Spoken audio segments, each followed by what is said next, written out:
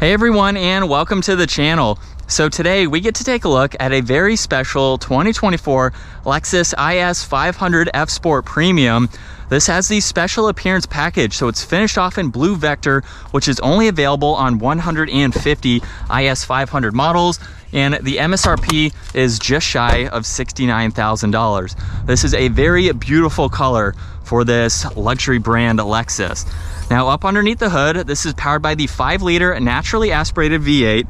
It's paired to the 8-speed automatic transmission and pumps out 472 horsepower, 395 pound-feet of torque. That power is sent to the rear wheels, propelling this 3,900-pound sedan from 0 to 60 in 4.5 seconds. Its top speed is 149 miles an hour. Now, as we work our way to the exterior styling, aside from the exterior paint, everything else is virtually identical. So this has the hourglass design for the grille with the gloss black surround, as well as for the mesh. Lexus badge is the forward-facing sensor. There's also a forward camera. There's additional parking sensors up front too.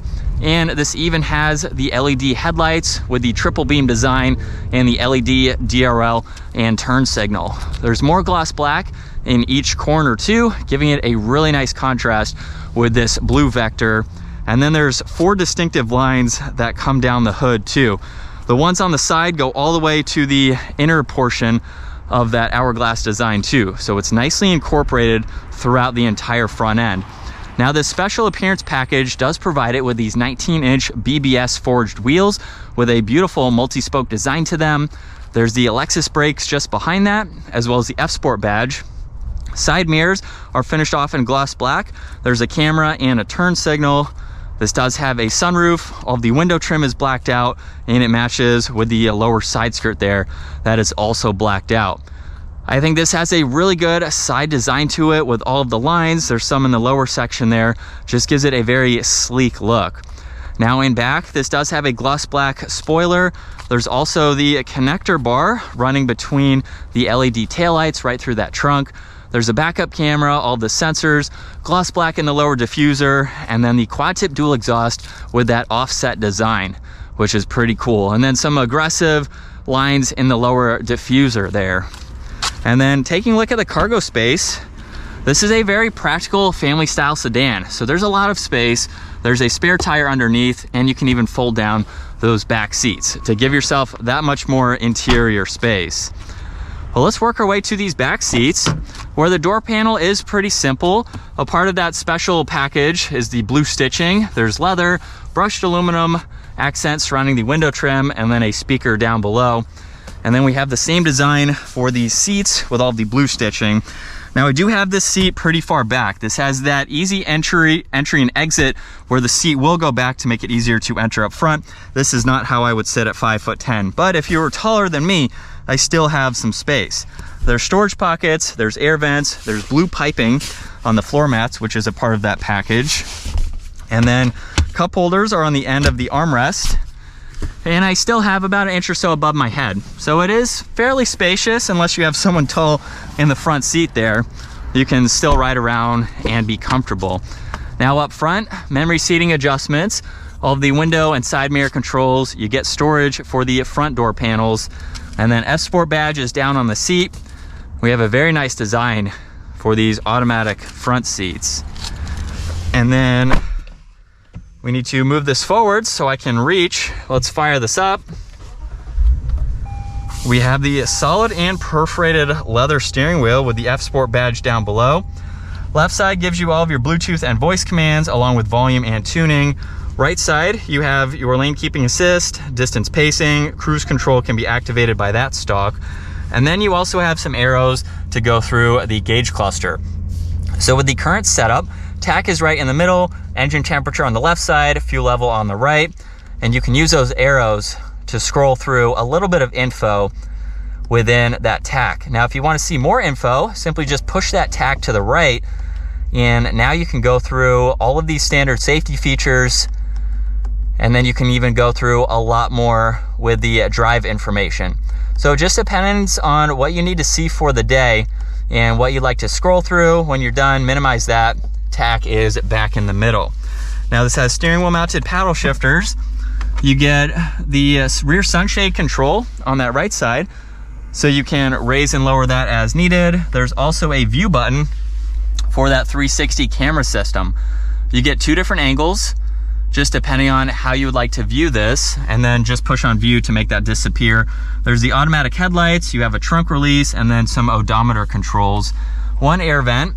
You get leather and blue stitching on top of the gauge cluster there. And then for this touchscreen system, you can actually have a split design, so you can pull up some info on that far right side or make it disappear to have more of a full screen view.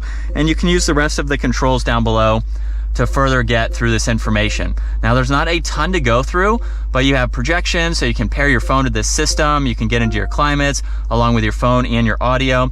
So it's fairly simple to use between being a touchscreen and the controls down below. Now, there's a clock in the middle along with air vents. You have all of your physical buttons for climates along with the temperature dials, defrosters, recirc, and all of that.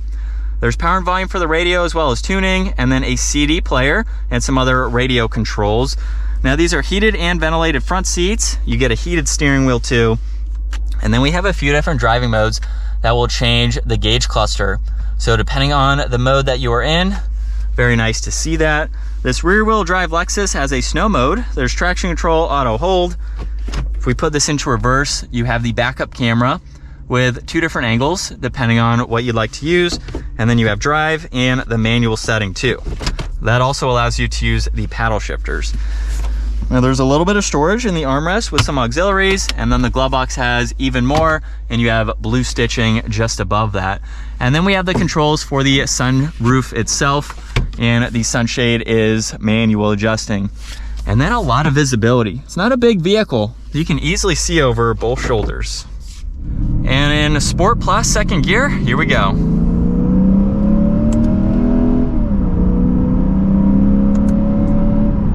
Little bit of a delay in those shifts, but I wasn't getting on it that much. So maybe a harder acceleration would give you a little bit quicker of a shift, but you can't get over how that V8 sounds in this car. Definitely nice to hear when you're behind the wheel of a Lexus for sure.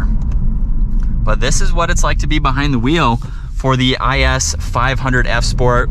We have the forward camera that you can set on automatic, so that way it will pop up in those slower situations. I'm almost having to raise my voice a little bit over that exhaust note. It is a little bit loud, which I think is great. But this is what it's like to be behind the wheel.